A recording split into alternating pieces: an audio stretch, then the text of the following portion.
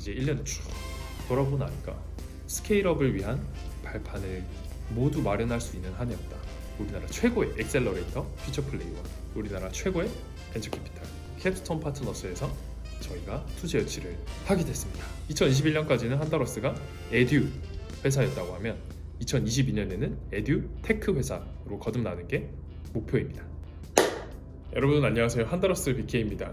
저희가 이제 매월마다 제가 개인적으로 여러분들한테 정말 그냥 텍스트로만 담긴 BK 레터를 보내고 있는데, 이거를 영상으로 월간 보고를 하듯이 매달 보내면 어떨까 생각이 들어서 이렇게 같이 회의를 한 끝에 이 영상을 한번 촬영을 하게 됐습니다. 그래서 2021년 이제 며칠 남지 않았잖아요. 이게 나가게 될 때쯤에는 거의 이제 2021년 마지막 날이 될 것 같은데, 한 해가 가기 전에 2021년을 한번 돌아보고 내년도에 한다러스는 또 어떻게 될지 여러분들이랑 좀 얘기를 해보려고 해요. 첫 번째, BK 요즘은 뭐하고 사세요? 두 번째는 돌아보니까 올해는 어땠나요? 2021년 한다러스. 세 번째는 내년에는 뭐 할 건가요? 2022년에 대한 내용으로 인사를 하고 마무리를 하려고 합니다.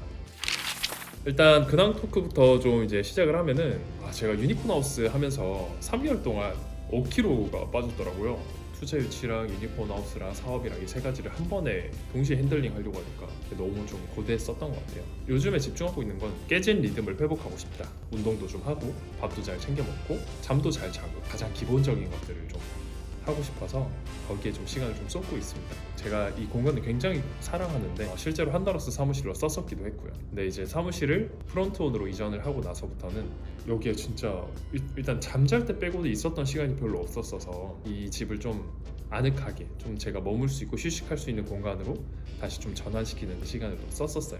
저는 요즘에 이런 깨진 리듬을 회복하는 데 시간을 많이 쓰고 있고, 또 이제 2021년에 감사했던 분들 한 분 한 분 만나 뵈면서 못 만났던 친구들도 만나고 그리고 감사 표현을 하면서 지내고 있습니다. 그러면 이제 2021년 회고로 한번 들어가 볼게요. 한다러스는 처음에 2021년도의 키워드가 스케일업이었어요. 이제 1년을 쭉 돌아보고 나니까 스케일업을 위한 발판을 모두 마련할 수 있는 한 해였다. 함께 일할 수 있는 공간, 사무실이 생겼고 저희가 앞으로 여러 가지 실험을 할 수 있는 돈이 생겼어요. 우리나라 최고의 엑셀러레이터 퓨처플레이와 우리나라 최고의 벤처캐피탈 캡스톤 파트너스에서 저희가 투자 유치를 하게 됐습니다. 그리고 신용보증기금에서도 혁신 스타트업으로 인정을 받게 돼서 꽤 많은 양의 또 기금을 저희가 보증을 받게 됐어요. 세 번째로는 올해 처음으로 이제 또 고용을 하고 팀원들이 늘어나면서 저희가 이제 14명까지 늘어나게 됐거든요. 팀이 늘어나는 10명 이상으로 늘어나는 경험을 올해 처음 해봤고, 그 과정에서 얻었던 무수한 레슨들이 내년에는 훨씬 더 출근하고 싶은 팀, 더 함께 일하고 싶은 팀으로 만들어줄 수 있는 밑거름이 될 것 같습니다. 그 다음에 네 번째, 여러분들이 다 아시는 것처럼 한다러스가 7월에 디캠프에 출전해서 얼떨결에 덜컥 우승을 했고 사무실이 덕분에 생기게 됐죠. 그리고 유니콘하우스에 출전을 하면서 400팀 중에 탑5로 한다러스가 마무리를 하게 됐어요. 그래서 그 과정에서 한다러스가 브랜드 인지도까지 스타트업에서 이제 모르는 사람이 없을 정도로 교육업계에 되게 큰 인지도가 생기게 됐죠. 이 과정에서 제가 2021년도에 깨달았던 건 뭐냐면, 노동 집약적인 방식으로 저희가 여러 가지들을 해봤어요. 사람으로 할 수 있는 어떤 교육 지원, 실천 지원, 서포팅하는 방식들, 행동 설계하는 측면에 여러 가지 시도들을 사람으로서 할 수 있는 것들 다 해봤는데, 이런 것들을 이제는 노동 집약적인 방식에서 기술 집약적인 방식으로 회사를 진화시켜야겠다라는 레슨을 좀 얻을 수가 있었어요. 2021년까지는 한다러스가 에듀 회사였다고 하면 2022년에는 에듀 테크 회사로 거듭나는 게 목표입니다. 2021년에 한다러스를 운영하고 있는 대표인 저 개인은 좀 어땠는지 돌아보면 얻었던 게 두 가지가 있었어요. 첫 번째는 처음에는 너무 제가 다 해야 된다라는 생각을 했었어요. 그리고 어떤 일을 저도 이제 처음 해본 일이 굉장히 많을 거잖아요. 회사에서 월급도 처음 줘보고 회계, 세무, 법무, 노무 이런 것들 다 처음이고, 태어나서 처음 해보는 것들 되게 많았는데 그런 것들 이제 어쨌건 하나하나 다 해야 된다는 생각을 좀 하고 있었고, 그게 맞는 말이지만 좀 제 스스로 좀 아쉬웠던 점 뭐냐면, 다 알고는 있어야 되지만 위임할 수 있는 그런 구조를 만드는 거, 즉 시스템적인 사고를 계속해서 그런 것들을 시스템화 해나가는 부분들이 조금 약했던 것 같아요. 왜냐면 잘 몰랐기도 했으니까. 이제는 좀 생각이 바뀌었죠. 운영을 하는 부분이나 기획을 하는 부분이나 심지어 회사의 전략을 결정하는 부분에 있어서도 더 잘하는 사람, 그들의 머리를 빌리고 그들의 손과 발을 빌려서 함께 팀을 멋지게 만들어 나가야 된다는 생각을 이제는 하고 있죠. 더 위임을 잘하고 위임을 하기 위한 시스템을 더 잘 만들 수 있는 그런 구조를 설계하는 사람이 되어야겠다.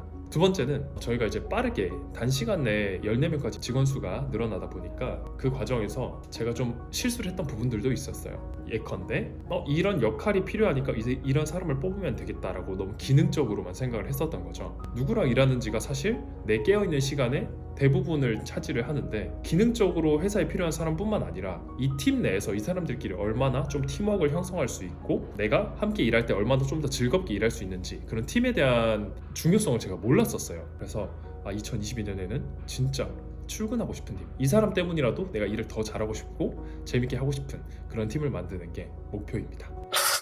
내년엔 뭐 할 거예요?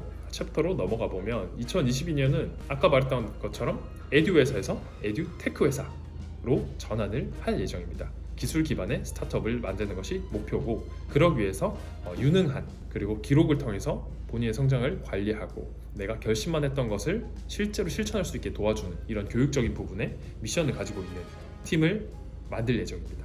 저희도 이거를 정말 글로벌하게 전 세계에서 이 일은 이 회사가 탑3 안에 든다 라고 할 수 있을 정도로 그런 멋진 프로덕트를 만들 수 있는 팀을 만드는 게 내년도에 가장 제가 에너지를 많이 쓸 부분입니다. 그래서 세 번째는 사람 때문에라도 출근하고 싶은 회사, 그런 회사의 문화를 만드는 게 제가 하고 싶은 일이고요. 마지막으로는 서비스적으로 봤을 때는 한다로스가 기존에는 좀 더 어떤 프로그램이나 컨텐츠에 대한 기대감을 주는데 에너지를 썼다면 내년도에는 나도 이 사람이랑 같이 뭔가 도전하고 싶어. 나는 이 사람이랑 같이 공부할래. 나도 이 사람이랑 같이 독서 모임하고 만나서 인사이트를 나눠보고 싶어. 사람에 대한 기대감으로 여러분들이 한다로스를 좀 더 찾을 수 있게끔 전환할 수 있지 않을까 싶습니다. 연말인데 마지막 인사를 여러분들께 드리면, 이건 뭐 저 스스로에게도 하는 말이기도 합니다. 첫 번째는 연말인데 이제 며칠 안 남았잖아요. 좀 허리띠를 풀고 편안한 시간을 좀 보냈으면 좋겠어요. 그러니까 저는 좀 어려운 지점 뭐냐면 운동이라든지 휴식 같은 게 일처럼 스케줄을 잡아두지 않으면 이게 잘 안 되더라고요. 왜냐면은 세상에 할 일은 너무 많고 내가 의도적으로 멈추지 않으면 계속 뇌가 돌아가고 있더라고요. 마치 관성처럼. 좀 연말에는 허리띠 풀고 그래도 안 되면 휴식을 일처럼 일정을 미리 잡아두자. 두 번째는 요즘 들어서 세상은 정말 좁고 혼자서 할 수 있는 것보다 함께 할 수 있는 것이 훨씬 많다. 그리고 그게 훨씬 더 행복할 수 있다라는 걸 많이 느끼고 있어요. 정말 주변 사람들한테도 좀 그 감사한 마음들을 실제로 딜리버리를 해보고 내 마음속에만 갖고 있는 게 아니라 함께 했을 때 더 많은 것들을 이루고 그걸 나눌 수 있는 방법에 대해서 좀 같이 고민을 하고 싶고, 내년에는 좀 더 그런 한 해가 될 수 있었으면 좋겠어요. 마지막으로는 김정훈 작가님, 박사님이 썼던 책에서 봤던 건데 행복에 관한 거예요. 행복을 아주 심플하게 정의를 하셨는데, 행복은 오늘 하루 중 내가 기분 좋았던 시간의 총합이다. 물론 이제 제가 유니콘하우스부터 해서 여러 가지 바쁜 일정들로 살도 빠지고 뭐 입술도 트고 막 입안에 다 헐고 이렇게 하긴 했지만, 돌아보면은 좀 그 행복했던 시간들의 총합, 이런 부분들을 그냥 너무 망각하고 있었다 라는 생각이 되게 최근에 들었어요. 여유가 나면은 그런 행복을 돌보는 게 아니라 여유를 내서 나의 행복을 좀 돌볼 필요가 있겠구나. 여러분들도 1년 동안 여러 가지들을 성취하기 위해서 달려오셨을 테고, 내년에도 또 무엇을 성취할 수 있을지에 대해서 그 신년 계획들을 세우고 계실 텐데, 아무쪼록 여유를 일부러 만들어서 삶의 좀 공백을 만들어 두는 게 좋지 않을까. 내년에는 그래도 하루 중에 좀 더 웃는 시간, 그리고 좀 행복을 느낄 수 있는 시간이 더 많아졌으면 좋겠습니다. 새해 복 많이 받으세요. 바이바이.